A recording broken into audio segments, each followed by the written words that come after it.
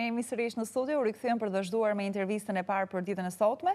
Në studio këtu me mua është zoti Afrim Mahmuti, drejtor ekzekutiv i Pyllit të Arimeve këtu në Prishtinë. Mirëmëngjes, mirë se erdhët. Mirëmëngjes, mirë se u gjej.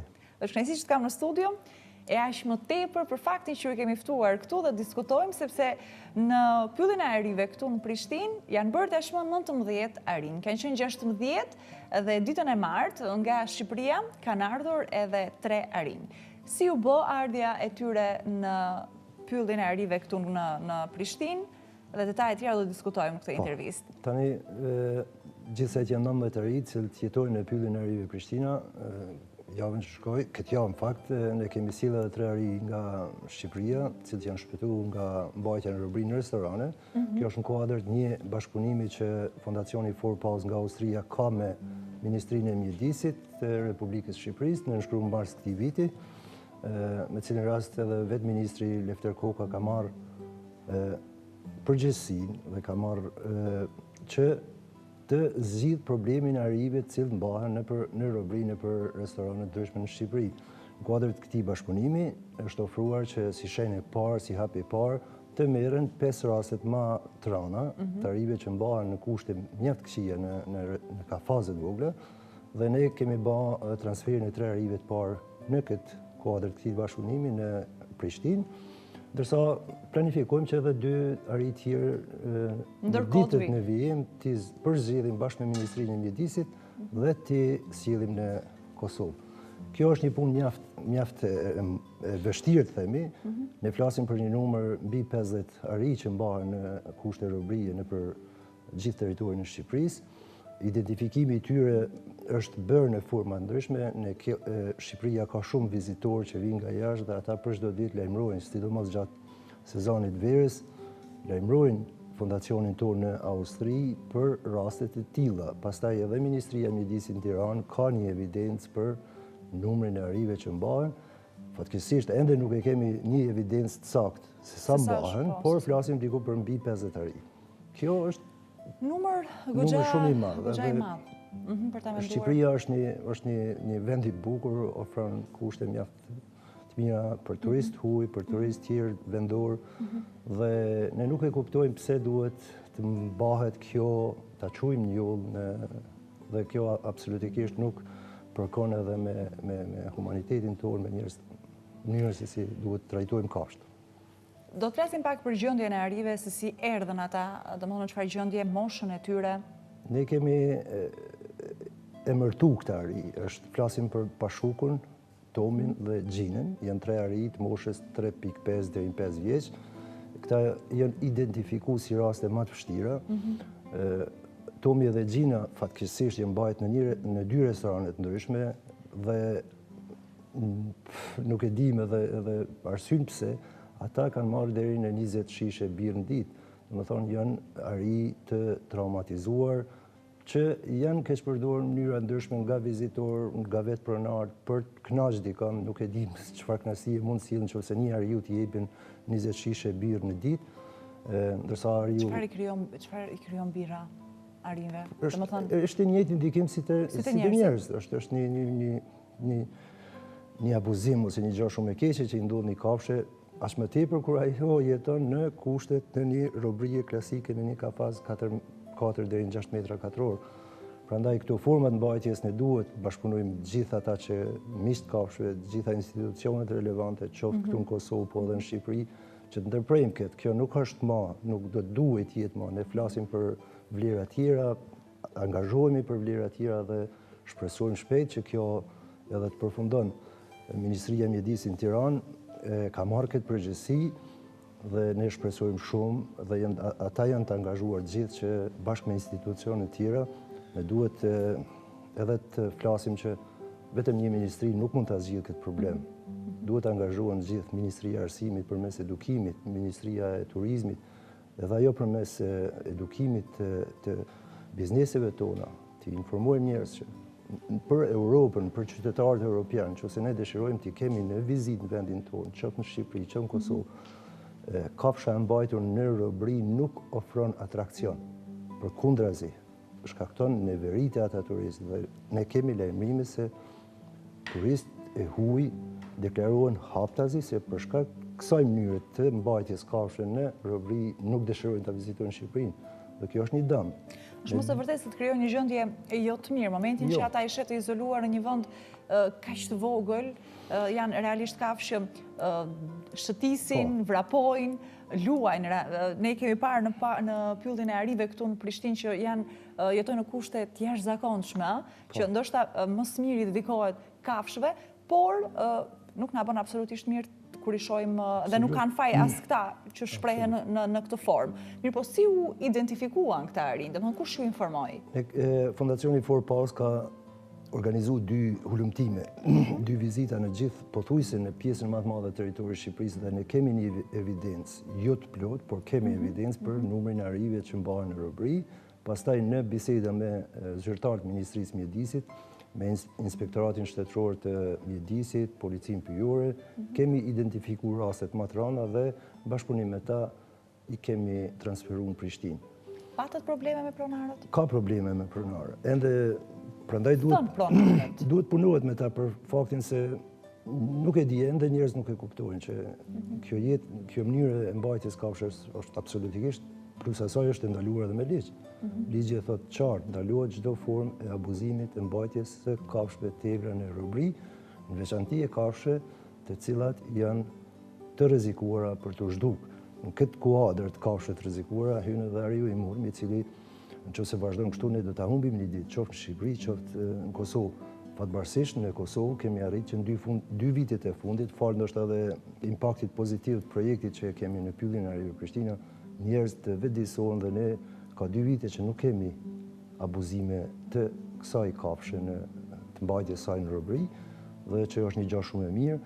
Shpresojmë që edhe Shqipëria, edhe pse është një problem bukur i madh dhe kërkon edhe mjete financiare shumë të mëdha për të zgjidhur problemin e tyre, shpresojmë që edhe atje të fillon ky proces, ka filluar dhe të përfundon.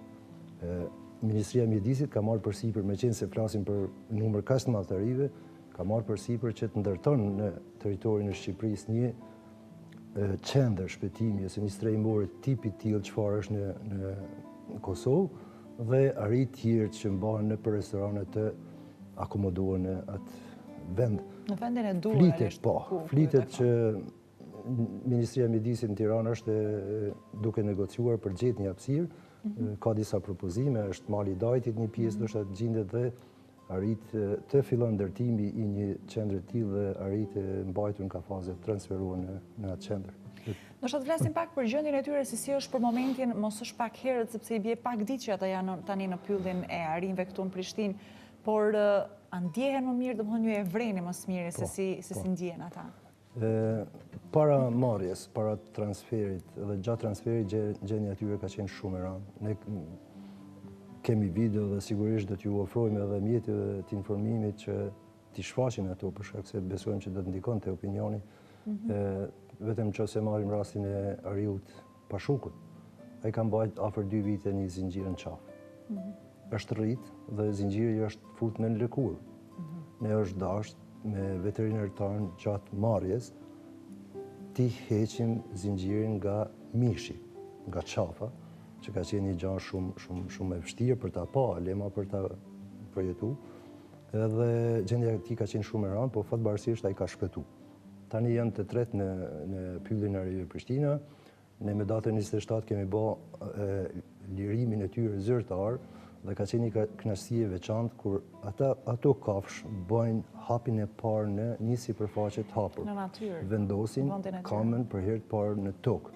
Ata kanë jetuar në kafaze të betonuara, në kafaze shumë vogla dhe ka qenë një kënaqësi e gjithë stafit, e gjithë pjesëmarrësve që arritëm këta 3 ari në një farë mënyrë t'i shpëtojmë dhe besoj që Pashuku kishte pak hezitim për të shiju lirin e parë ta quajmë, po megjithatë edhe ai ka vendosur që gradualisht të del jashtë dhe ta shfrytëzon këtë.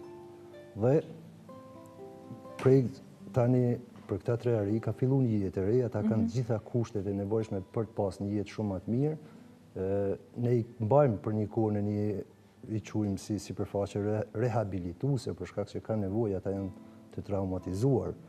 Ne duhet të ofrojmë një përkujdesje të veçantë për këta 3 ari derisa ata të rikuperohen dhe të fillojnë një jetë normale aty. Shpresoj që sa më shpejt ta marrin veten edhe këta 3 rinj dhe të mobilizohen me jetën që me këtë jetë e re realisht që kanë filluar në pyllin e Arive këtu në Prishtinë. Po vizitat si po shkojnë? Patëm sezonin e verës. Janë shumë mirë, ne jemi shumë kënaqur dhe kjo është një ndihmë shumë e madhe për ne. Ju i keni parasysh kushtet e koston e lartë që kanë këto qendra për tu mbajtur. Prandaj çdo formë e ndihmës për ne është e mirëseardhur. Një prej tyre është edhe vizitat që na bëhen, qoftë nga familjarë, qoftë nga individ, grupe trive, turist huj. Qendra e Pylli i Arive Prishtina ka filluar të futet në ato guidat e turistike. Ne kemi kontakte, kemi filluar në fakt kontakte të mira me agjencione turistike ndryshme dhe kemi vizitorë. 6 mujoshi i parë i këtij viti është mbyllur me mbi 20.000 vizitorë dhe me tyra bukur të mira që ne na ndihmon që ta mirëmbajmë atë vend. Ende jemi në fazën e ndërtimit ta quajmë të kësaj qendre.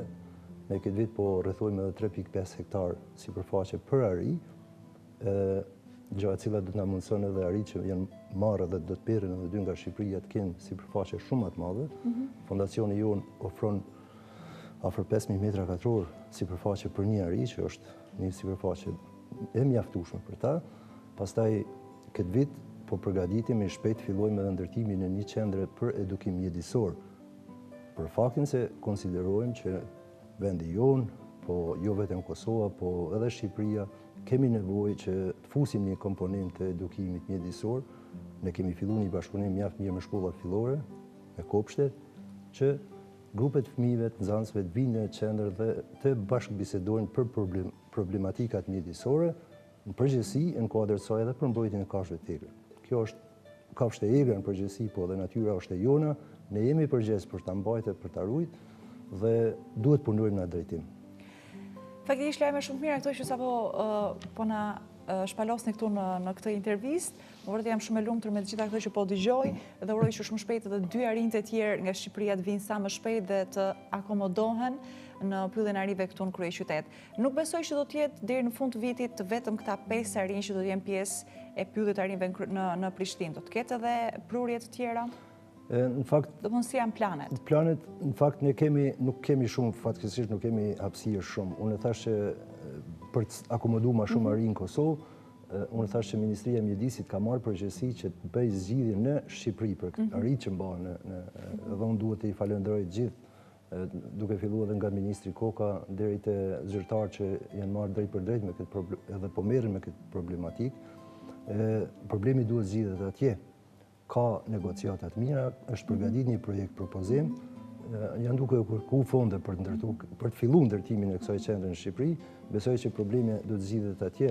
Ne do të kemi mundësi edhe 2 ari të tjerë të akomodojmë. Shpresojmë që për ari të tjerë të bëhet diçka në Tiranë. Një zgjidhje sa më shpejt që është e mundur. Mbritëm në minutat e fundit, zoti Efremi, falenderoj shumë për kohën që gjetë dhe bot pjesë e këtij emisioni. Uroj vërtet shumë suksese në punën tuaj. Faleminderit edhe juve dhe faleminderit për hapësirën që na jepni. Unë thash që edukimi mjedisor është një çështje që duhet promovohet nga gjitha media dhe kjo na ndihmon shumë. Faleminderit shumë edhe një herë. Faleminderit edhe juve. Uroj ditë mbar. Erdhi fundi dhe këtij emisioni për sot. Ju falenderoj të gjithë për vëmendjen. Me një tjetër takim do t'ju pres ditën e hënë. Deri atëherë, vikend këndshëm, mirupafshim.